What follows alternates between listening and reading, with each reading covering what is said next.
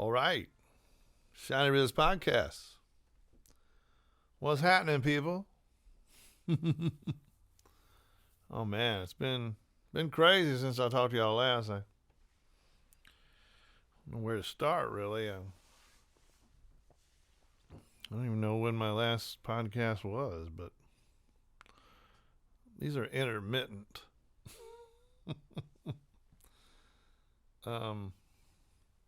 But I guess I'm going to start just with what happened over the last month or so since the new year. The New Year's Eve show was great. It was a New Year's Eve show. We did two. We played the Longhorn Ballroom in Dallas, and then in Austin at the Moody Theater, also known as ACL Live. That venue's got too many names. No one ever knows what you're talking about. And they call it ACL Live, and the confusion with that is that everyone just thinks you're playing the ACL TV show. So they think they're going to be able to see it. A lot of y'all commented like, oh, I can't wait until it airs. Like, yeah, well, no, this is not the TV show. This is just the venue where they do the TV show. But it's still great. It's one of the best venues in the country, in my opinion. I mean, it just feels great. The place is just made so well. There's not a bad seat in the house, really. I think the best seats though are up in the mezzanine, sort of the middle level. There's like floor and then mezzanine, and there's the upper level. And the mezzanine has a couple of bars. Feels like you have better access to the bars than the mezzanine. That's just my advice to anyone who goes to see a show there. Get on the mezzanine, close to that bar over there. It's just easier, you know. It's more comfortable and it's great. It's great sight lines. You just have a great view of the stage, and it sounds great right there. And you can get some tequilas. You can get some $25 tequilas. It's expensive. No, it is. Everything's expensive. We know that. So we did those shows, New Year's Eve, and New Year's Eve, with our good friends Uncle Lucius. Great band who used to open for the Gores when they first started. And then eventually Shiny Ribs opened for Uncle Lucius. Uncle Lucius is where I met the Tijuana Trainwreck horns. Yeah. I played this wedding. So it was out at a place. Anyway, Frank and his bride. So I played, he wanted me to play his wedding.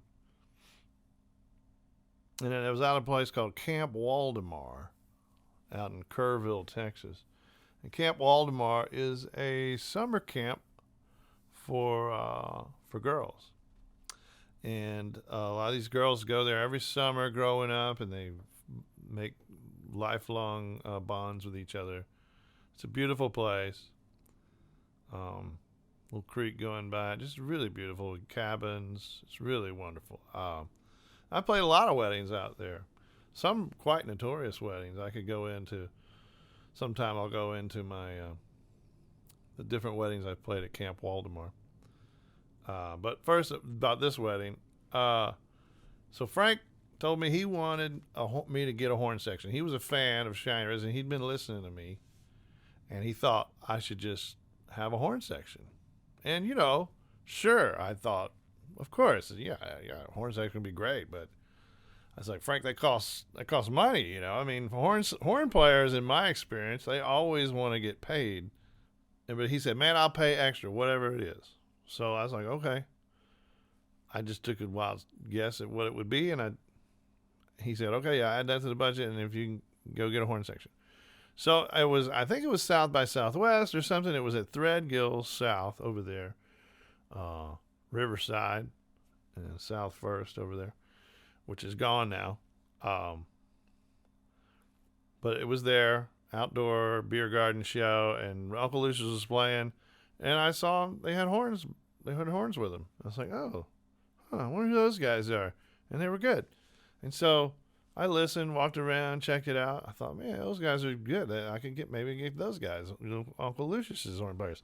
So I must have called Kevin Galloway and got Mark or Tiger's number and asked them if they'd come play with this wedding with me, and they were like, sure. So we had to start rehearsing, and yeah, that's what we did. Well, the first rehearsal, I was like, oh man, this is going to be cool. And we started rehearsing, played the wedding, and then invited him to. It was an after party for the Texas Music Awards, something like that. San Marcos. The after party was at Cheatham Street Warehouse, and a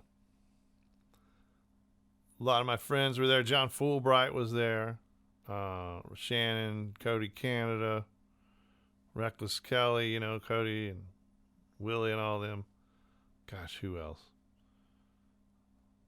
I think Kelly McQueen was probably there. I can't remember everybody was there. It was a lot of people from the Red Dirt, Texas country world, and that sort of Central Texas, New Braunfels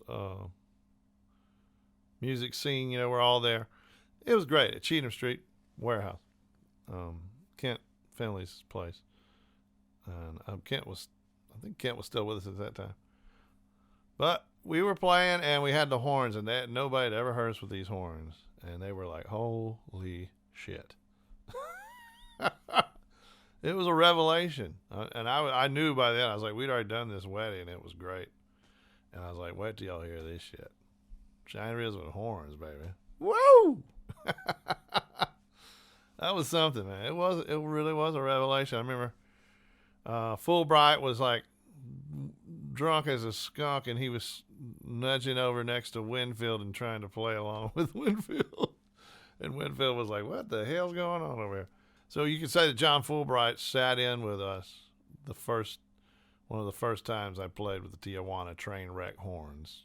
Tiger and I and Mark Wilson. The Cheech and Chong of Shiny Ribs.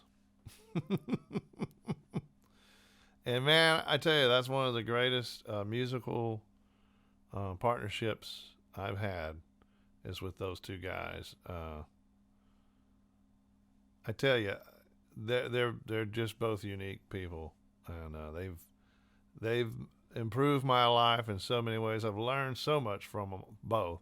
But man, they've both got some stories. They've both lived incredible lives. They're both really two of the best men that I've known in my musical life, and I am so honored and so privileged to have them be part of Shiny Ribs.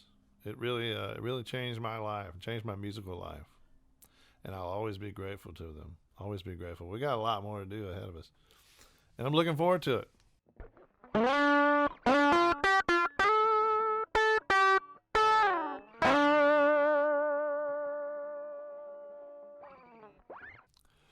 Been working on a lot of new songs. Right before the cruise, but instead of doing what preparing as much as I should have, I sat in here and I got some new toys.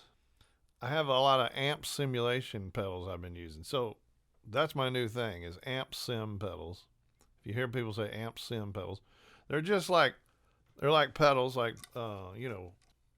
guitar effects pedals, but these have amp simulations in them. I've got the Silvertone Twin 12, which is a recreation of a specific Silvertone amp. And then this Woodrow 55 that made by Universal Audio. I've been reading about these things, and I'd never heard of the Woodrow 55 amp, but apparently it's a famous amp. They mentioned Chuck Berry and the Faces, and I'm like, okay. I still don't quite understand it, but this thing sounds amazing. What's great about it is guitar. But now I plug it directly into this pedal, and it goes right in here, and I can play with the knobs. You like to play with knobs? Yeah, I like to play with knobs. You can play with the knobs, get the sound you like, and that's been fun, just learning the pedal and the sounds. And man, it really inspired me. And the sounds are great. It's just improved my recordings in here. I also got some plugins. Now, I never was big into the plug-in thing because all of my buddies at big recording studios, they would say how much they hate plugins. They said, people bring us all their stuff, and it's got all these plugins, and we got to take all the plugins off, turn them all off. They were annoyed by that people were using plugins at home. And plugins are just effects that you can use in your DAW, in your recording software. They're just effects, basically, all kinds of things. And those are amazing, too. It makes your recording sound amazing. But I just never really used them. I would just use the stock plugins for a little bit of reverb or delay here and there or whatever. So, but everybody been talking to me about these Universal Audio plugins as well.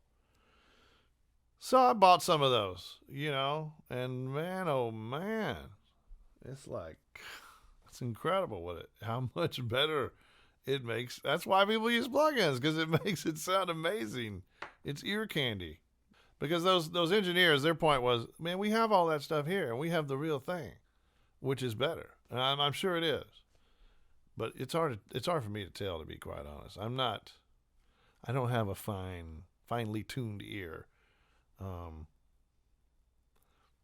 not a connoisseur of sound, though I love great sound. And these plugins was obviously, I could tell the difference, and I was kind of floored by it. So I got very inspired with these new toys and recording, and I just started writing songs. So I must have wrote 4 or 5 songs before I left on the cruise. I'm trying to decide which one to play for you in the podcast today. I want to share a new song in the podcast, every podcast now, and I will. I've got some really good ones. I shared one last time with Katie when Katie Ramos was on the podcast. By the way, I hope you got your copy of Who Built the Moon. If you didn't, you can get it from us, ShinyRibs.com.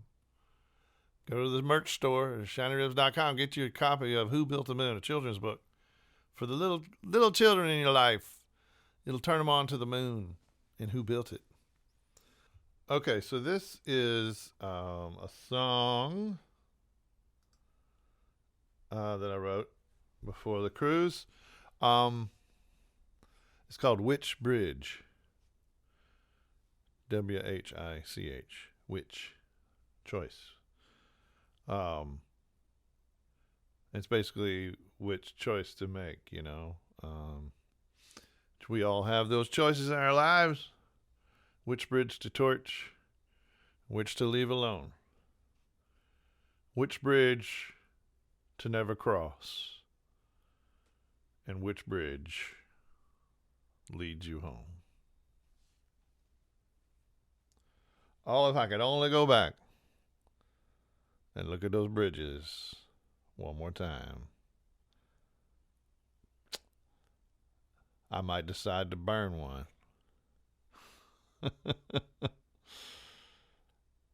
And I might decide that another one was worth my time. Tell me what you think about this one. It's kind of a little roots rocky number. But you can hear this. This is the Woodrow amp sim I'm using on this. Sounds really sweet. Tell me what you think.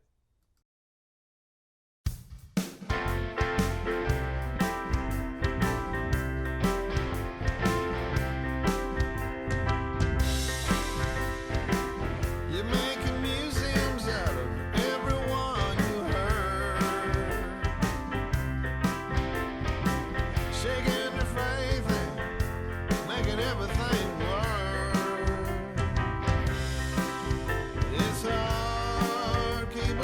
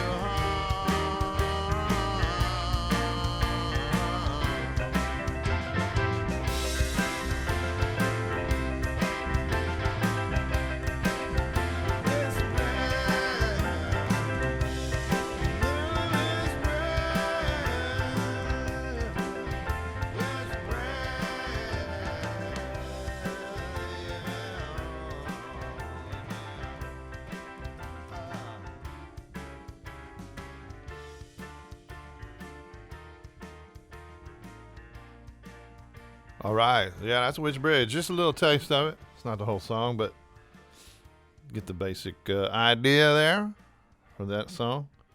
Which Bridge. I like it. It's fun. It's got a great groove, great feel. It's fun to sing. Kind of Beatley chords. Yummy.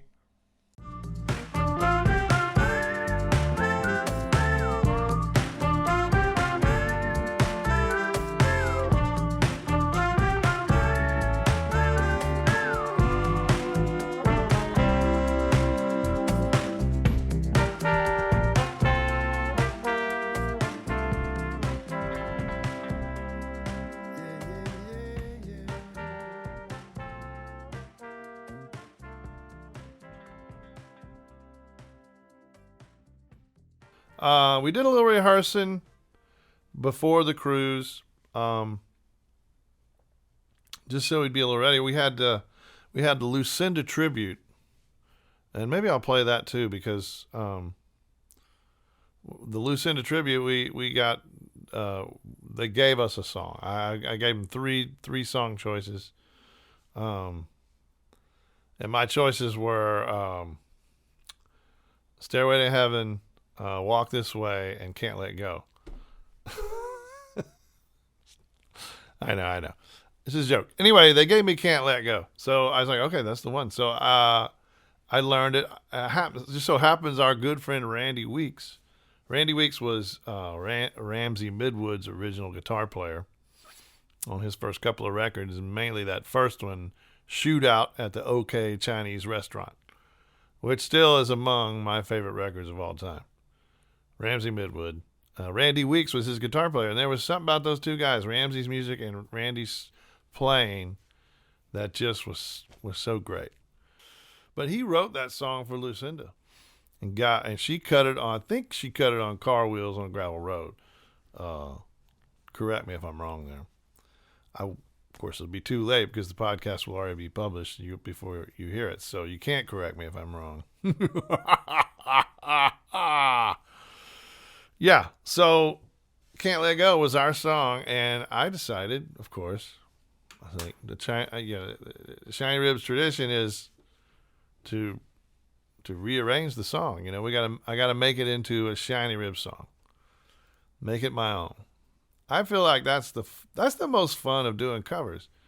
There are some covers I don't want to mess with because they're perfect, and I'll do a faithful version of it. So if you hear me do a faithful version of a cover, it means I love that recording. I love that performance, and it's the perfect arrangement for that song. It's my highest praise if I do a faithful cover. Not that Lucinda's version of the song was bad. Her version is great. My point being, I can't touch her version. Like, I cannot do what Lucinda Williams does. She's the queen. She's special. Her voice, her style, everything about her, it's just so authentic and real, and it's just perfect, So I can't recreate that, nor would I even try. I wouldn't even want to, because I would just rather hear her do it. So in these tribute things, that's sort of my feeling is I want to rearrange it. I want to do my own version of it. I think that's the fun of it. But it is work.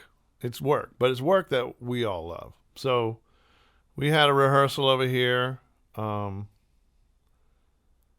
Maybe I'll just play you. Maybe I have it videoed. I'm going to play a rehearsal of the song so you can hear the basic idea of the song. It's going to sound a little trashy, but it's the basic idea of the song that we recorded in here, right in this room, ladies and gentlemen. Here's our rearrangement of Lucinda Williams' "Can't Let Go." Can you sing with us?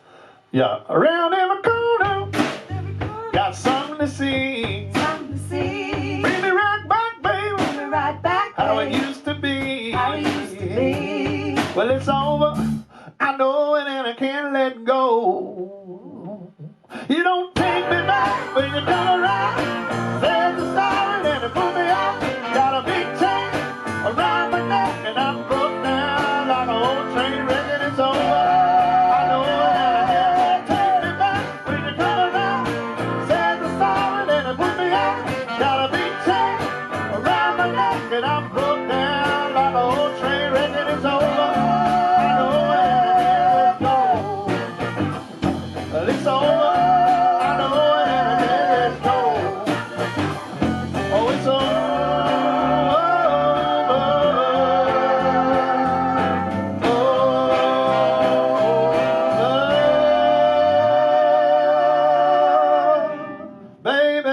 and I can't let go.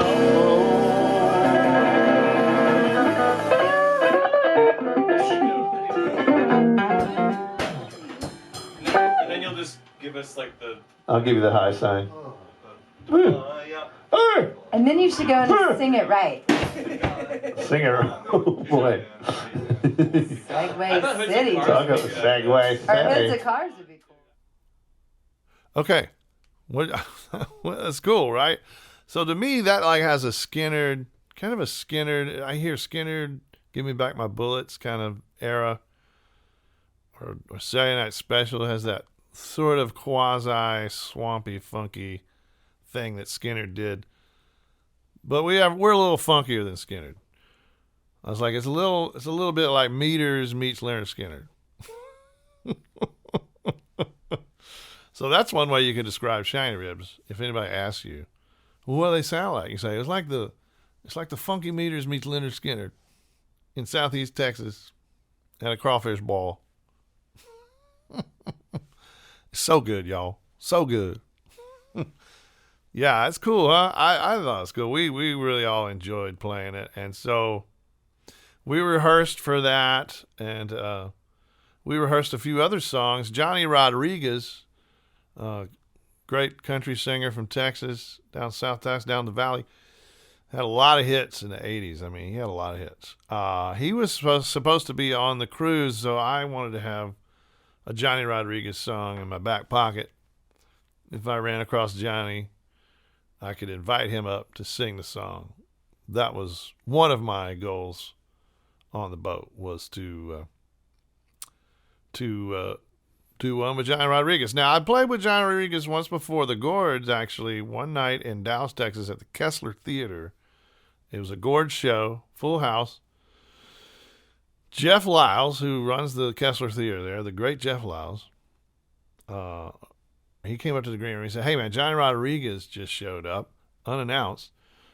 And I asked him if he wanted to sing a song. You guys know any Johnny Rodriguez? And I was like, well, we could certainly pull that off. I mean, we're the Gorge, you know, we're pretty fearless in that regard. So I think we landed on That's the Way Love Goes. That's maybe his biggest hit, which I know Merle Haggard also had a hit with it, and a bit overshadows Johnny's version in the collective consciousness. But I like Johnny's version. I love Merle's version, of course. I love Merle Haggard, but Johnny's version has a sweetness to it that Merle's I don't think quite reaches. There's a certain I don't know what it is, a certain everyman earthiness to Johnny's version. So the Gords backed him up on that at the Kessler, and we did a pretty good job of it. We didn't quite nail it, but it was close enough, and nobody cared because it was Johnny Rodriguez, and he sang the hell out of it. And then he walked off, and it was great. So I thought, well, that'd be cool to do that again. But this time I'm going to know the song really well. And so I chose this song called North of the Border. So check this one out. This is a rehearsal of Johnny Rodriguez's North of the Border. You might recognize this one from the 80s.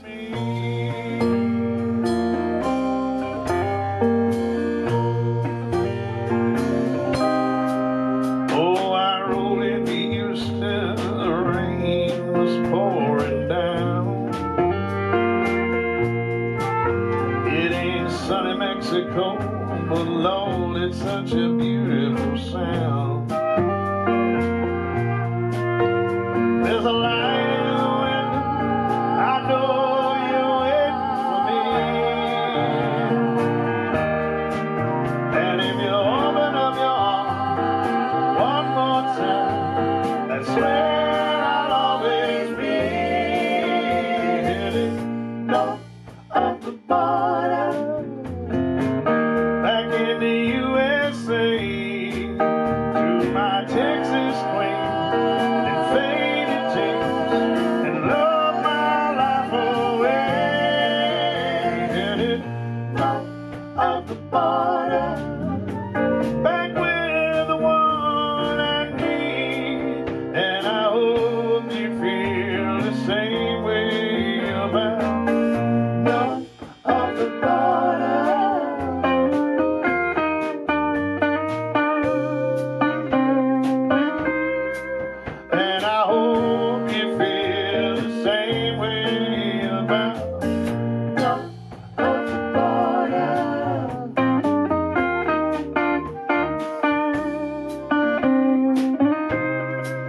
And I hope you feel the same way about me.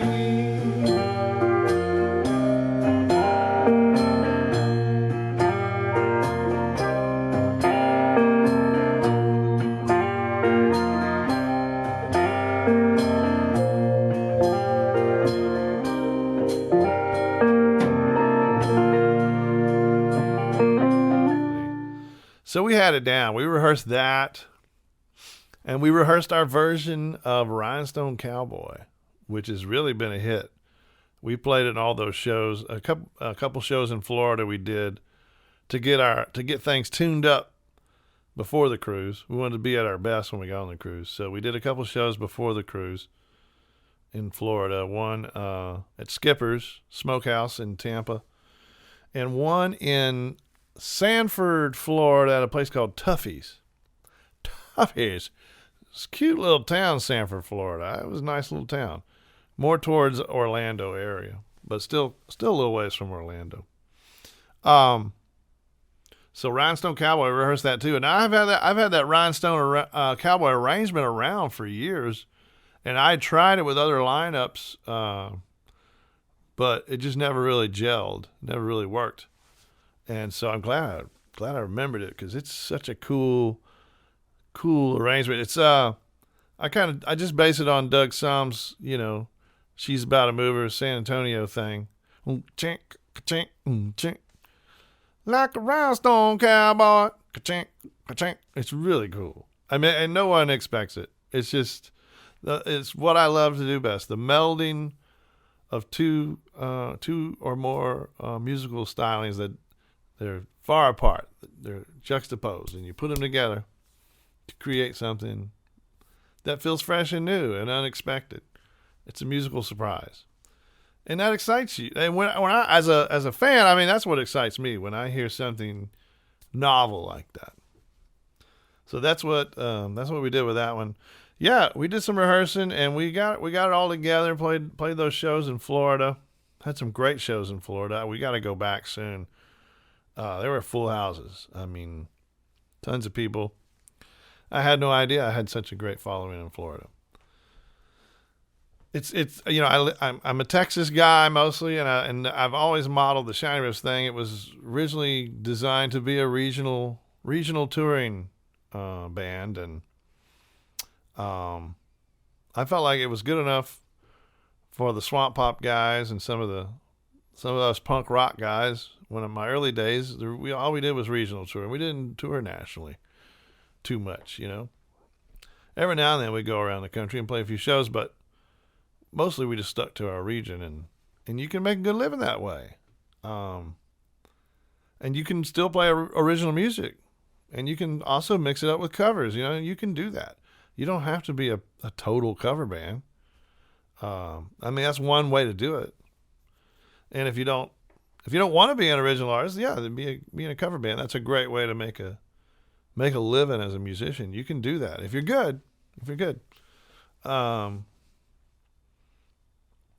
So I don't get around much. So it's always surprising to me when I do get around. I'm like, wow, we have a lot of fans all over the damn country. That's pretty cool. I know it seems ridiculous, but there's no way for me to know that. There's no metric that I can look at that tells me that. I mean, there are a few things we look at, but really, until you go out and play and you get ticket sales, that's the only metric there is that matters to me. So we got ready for the cruise. We did some great shows in Florida. And the thing is, I took this show in Sanford on the Saturday. The cruise was leaving on Sunday, and we had to be there. We had to be there to catch our shuttle. We had to go to the hotel first. And they have shuttles that run from the hotel to the cruise ship for the artists. It's like an artist checkpoint hotel in Miami. So we had to drive from Sanford to Miami, which was, I don't know, 3 or 4 hours early. Had to get up early Sunday morning because we couldn't miss that shuttle. We were pushing it, So It was probably not the smartest idea for me to take that show, but I'm glad I did. But it was a challenge, and I'll say that Choppy Waters and Mark Craney, they had it all dialed in. They had it planned out pretty good. The only obstacle we hit, it was a beautiful day. There was no traffic. It was Sunday morning. So our biggest problem was when we got into Miami, we were almost there. There was a tornado warning. This huge thunderstorm rolling into Miami right as we were coming in, trying to get to this hotel. And that was kind of touch and go for a minute. It was blinding sheets of rain, and we were on an off ramp or some kind of overpass, in the middle of Miami, and our phones were all going off. Tornado warning. So, but we made it through. It wasn't so bad, we got through it. Just slowed down and took our time getting through it, and we got there in plenty of time. Got to this chaotic hotel where all the artists are gathered in the lobby. It's just hundreds of people in there, instruments and luggage. It's just total chaos, but a controlled chaos. And people are putting artists on shuttles and taking them to the cruise ship. And we waited our turn to do that. And eventually we got on the shuttle, got on the cruise ship, went through the customs. Everybody's a little paranoid about that, but it's no big deal. It's more of a formality. And got on the cruise ship, and we played that first night. So we were pretty tired because we had to get up early in the morning, and we had to play the first night. That's what I mean. I didn't really think it through, but you know what? I was like, this band has been touring for 2 years solid, pretty much, and we've been through hell and back. And we all are pro, and we can do anything. We could do it on no sleep if we had to, and we'd play a great show. That's the kind of band this is. I mean, it's just 100% professional, top to bottom. I have no worries about any of these people in a show, playing a great show, performing great. Yeah, we all make clams and mistakes here and there. I make my share of mistakes. Everybody does. I don't worry about mistakes too much because it's really about the feeling of the show, and translating that feeling to the audience and creating that feedback loop and creating this positive energy, this joy from the music and the experience of living in the moment. It's about being in the moment. So if you get bogged down and worry about mistakes and shit, I just feel like that detracts from it. It changes the energy on the stage and it changes the energy in the audience. So I just don't get worried about that. But yeah, we had to play that night. We played that night. In the middle of the ship is a place called the Atrium. Big high stage, but a small stage. So I was very hemmed in. I was having to do my thing in a very small space. At one point, I did a move. I think I spun around and my foot grabbed onto a cable to something, and it was tied around my electric guitar, and it totally knocked that over. It just fell flat over. I just went ahead and kept on singing. I got no time to stop and look to see if there's damage. Somebody came up and set it back up, but it was fine. The neck didn't break. Nothing got broke. It's fine. So, no harm, no foul. That was the great drama of that show. But it was a great show. It's packed. Everybody's there. They love us on that cruise, and it's so great to be part of it. We do it every 2 years, which is kind of cool. You're not doing it every year. So every 2 years is more of a fresh thing, and I think we bring a nice little spark to it that's different than their usual thing. And so we're glad to be part of it. Yeah. And then there were a lot of great shows I saw in there. I won't go into all those because there were a lot of them. But the most memorable show probably was Mojo Nixon's, what turned out to be his last show on the Tuesday night. I had that night off, so I was knocking it back. We were partying because it was only the second night of the thing. So we were full on just going for it. And Mojo was going for it. And him and his band were on fire, man. He was just on fire. I mean, I hope that show was recorded because there was some stuff. Maybe he does the same stuff every show. I don't know. I don't see Mojo a lot. I see him once every 2 years, basically. So, but he was great, and he was in the smaller club there called Magnums, which is a real fun place. It's the most down and dirty small rock and roll club on the boat. Good space, great bar, and the energy was great. I was just having a blast. And then next day, I went down pretty late in the day, I think, to the artist lounge. They have a little lounge set up for the artists with a buffet and tables and different things. You can get some cookies if you want and just chill out. Use their internet down there.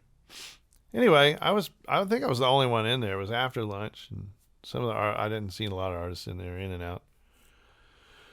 And old Dale Watson comes in, and he sits down, and we just start talking and having a great old time.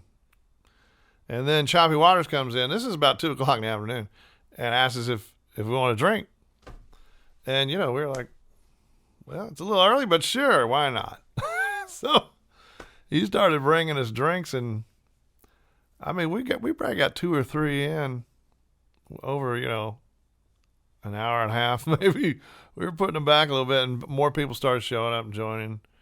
And then it just became a cool little table of him and Mike Buck, Eve Monsees, Courtney Santana came over in there. Just a lot of cool people. Some of the other band. And then we got a message that all artists needed to come up to the 14th deck.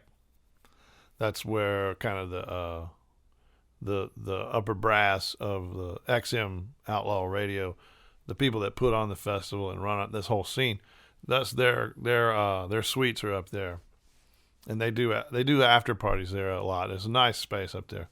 Anyway, we're asked to come up there, and there was a very important announcement involving one of our own, quote unquote. So there was a weird vibe, and some people knew about it already, and some people didn't.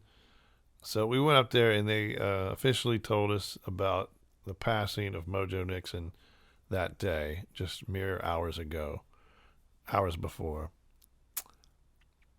So it was just a sad moment. Shocking, really. And but the consensus among all of them and us was that Mojo wouldn't want us to sit and fret, wouldn't want us to sit and cry, and that he would want us to party on in his name. And we knew that. You know that about Mojo. There's no question about it. So that's what we did. And we partied the rest of the way, and it was an incredible time. I had already played two of my shows by then.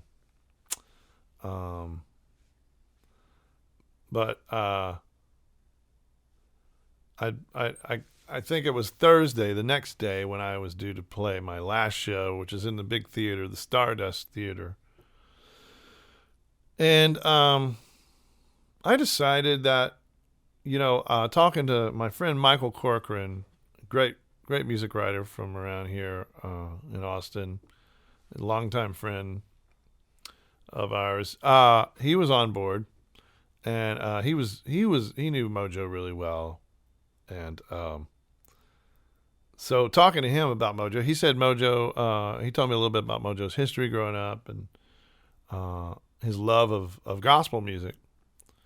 And I never knew that. So I was like, wow, okay. And I started thinking, I was like, we should do some gospel music in our next show, because that's healing music. All music is healing, but gospel music, especially to me, really just heals the soul. It heals you. You can feel it. It's a visceral thing.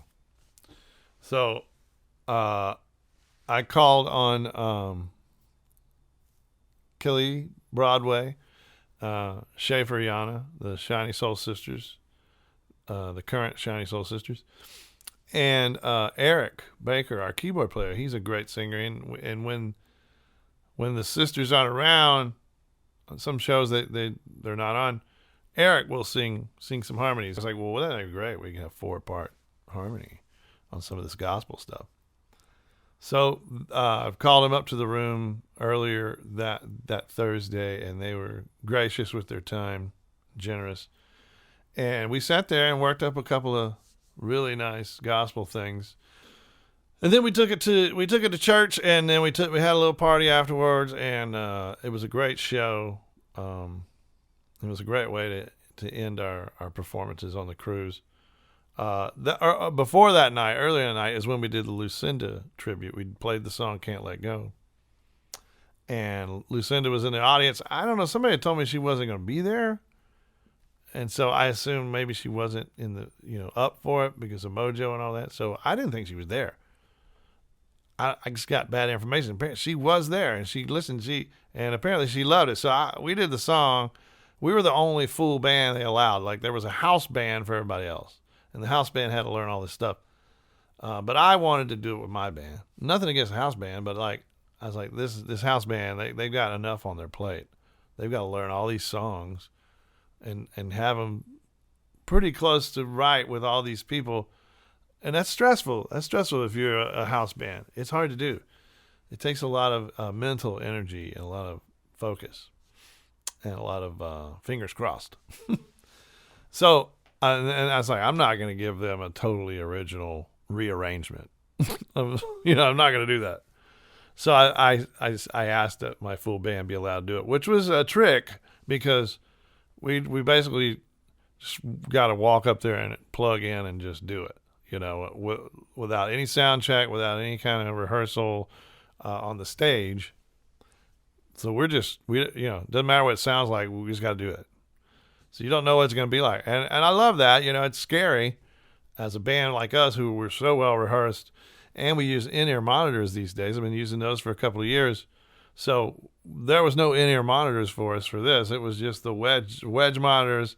And however they had it set, that's the way it's going to be. I couldn't stop and tell them to tweak this or turn that up or none of that, right? Because it's a tribute. It's in the middle of a show. Anyway, so yeah, we walk out there. Jim Lauderdale was the host. Love Jim Lauderdale. And his new band, by the way, he's playing with Lily Mae's band, which is basically Lily Mae's family. Her husband, her brother, maybe her sister, I don't know, cousins. This is a big family band, but they also back up Jim Lauderdale, and that was great. I mean, that was really good. Anyway, so we play the song and we nail it pretty much. I messed up some of the lyrics, twisted them around. I just sang in different spots, but it was great. And then I just walk off. Like, we nailed that, walk off, and people were floored. It got a great response because people, I think, appreciate creativity and they appreciate the work you put into it. That you brought something original to them. People always appreciate that. I appreciate that. And nothing against artists, nothing against the house band artists who just get up there and do the faithful covers, because her versions are great. And I want to hear some of those songs as they were recorded, because some of them are just great. Anyway, then we had to do a show that night, and I was pretty exhausted, actually. So I just had to go take a nap. I couldn't stay for the rest of the show. I didn't hang around. I think at the end of the show, she got on stage, and she had some really nice comments about whoever it was that played Can't Let Go. I don't think she even got our name. She didn't know who I was. She didn't know anything about me. But she knew that was cool. She said, that's rock and roll, man. So I was invited up later to the 14th floor again, and they were having a small gathering, an after party with Lucinda. So Got to meet Lucinda. She was gracious, so sweet, very nice, complimentary of the arrangement. I appreciate it. She said her band was, and she's probably being facetious, but she said her band was already talking about adopting my arrangement as their own, which is, great praise.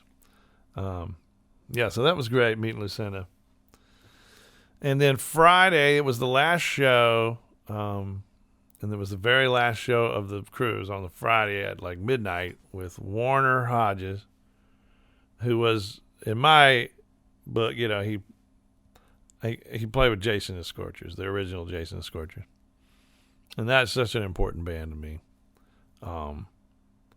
Jason and the Scorchers. All those bands that were combining country and punk back then were important to me. I loved them.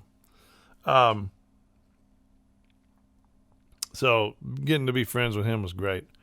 Now Jason was on the boat, but he was a little bit aloof with me. I don't know. I don't really know him, and he seemed to be a bit avoidant of me. I can understand. I'm kind of a freak. I'm kind of a wild card if you look at me, and the way I act, and the way I walk, the way I talk, and the way I dance, and the way I talk, and the way I walk, and the way I dance, and the way I move. Help! Help! Help! I'd avoid me too if I were him. But Warner likes me, and so I got up to Warner's All-Star Jam, and I got to sing the first song on that. And I chose Swamp Music, which we had agreed to weeks ago. So they were prepared, and they played the hell out of it, and I sang the hell out of it. I have Swamp Music by Leonard Skinner. It's off of Leonard Skinner's second record called Second Helping, which is a great title for a second record. If you're a Southern rock band, your second record is going to be called Second Helping. So that was great. I love that one, Swamp Music. And that was a great show. I mean, I was going to go to bed after that, but everybody was so great. Everybody on that. It was so fun. And it was great to just blow it out the very last, to be there at the end, the bitter end. And then we went to bed. Such a strange thing. You go to bed on a cruise ship and you're going to wake up and you're going to be in dock in port and you're going to leave the ship and it's going to be over. But it's going to be very early in the morning. You're going to be in a daze and you're not going to really, it's going to seem very dreamlike. It doesn't even seem real. It took us a while to get out of there. There was some mix up with our gear that really pissed me off. It pissed us all off. And it became a really big problem time wise because it made us late to be able to check in at the airport, which we had it all set. The timing was going to be great. It was going to be easy. No matter what, even if the airport sucked, time-wise, we had plenty of time. But since our gear got delayed at the dock there, and it took Mark and Choppy a long time to get it, and we went ahead and went to the airport, but we had to sit outside the airport and wait for them, which seemed like, an hour and a half, 2 hours maybe. Meanwhile, clock's ticking, it wasn't that close, but we had plenty of time still when they got there. But it was not as much time as we would have liked to have had. Because that airport is just a shit show. I'm sorry. If you're from Miami, I don't mean this to offend you, but the Miami International Airport, I think anybody that's ever dealt with it, it's a shit show. It's just, y'all need to just build a new fucking airport. I had to sit through this horrible serpentine, slow-moving hellscape of a line, and I was just getting more and more mad. And this TSA agent, this woman, she was horrible. She was just being an asshole. And really, she was kind of a ditz. She was just like staring off into space, not making eye contact with anybody. But she needs to hasten people and to call people towards her to let them know. Because there was two agents and it was a crowd and, she has to she would just stare off into space. So I just went straight at her without her looking at me. And then she got up and walked away because she didn't like that. And she pretended that she was doing something just I don't know. It was very strange. So finally got through the checkpoint. And then you get into the airport and we're starving, haven't eaten. So, and the food selections are not great. But I found some empanadas that were all right. But then there's nowhere to sit. Like every freaking seat in the house is filled. I don't know. There must have been 4 cruises leaving or something. It was just chaos. And it was horrible. But, that's the thing about that kind of travel is like you just get through it. Just keep moving and don't lose your cool. Eventually, you're going to get on that plane. Eventually, it's going to land in your hometown, and you're going to walk off of it. And eventually, you're going to get home, and you're going to go in and sit on your couch, and you can forget it even ever happened. And that's what I did. Well, I think that's all I got time for. I mean, this is going to be a long damn podcast, just me blathering on, especially adding music. So, yeah, that's episode 10. I think we're at episode 10. Even if it's not 10, I'm going to call this episode 10. But that's the story of the Shiny Ribs where we're at right now. All right. Don't forget, I got a Substack you can follow where this podcast will be published first. And I do lots of writing, all kinds of, I share songs and different things, collages, and it's sort of my happy place, my Substack, Shiny Rib Substack. And of course, we are on all the social medias. Come there, follow us. YouTube, go to our YouTube. There's tons of videos there if you haven't checked that out. Tons of stuff there. Of course, all the streaming platforms. Keep playing that Shiny Ribs music. And get yourself a copy of that Who Built the Moon children's book. Go check it out. ShinyRibs.com at the merch store. All right. Peace out. Oh, yeah.